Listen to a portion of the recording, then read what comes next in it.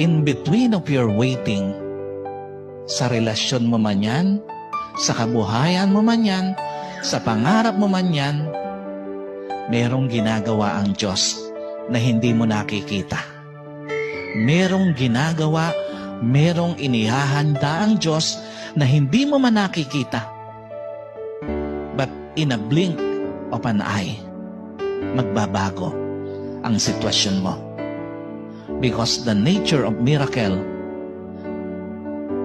in a blink of an eye, nagaganap ang isang kamangha-manghang bagay sa buhay ng isang tao. Maniwala ka, sa isang kisap mata, kayang baguhin ng Diyos yung sitwasyon mo. Sa isang kisap mata, kayang paghimalaan ng Diyos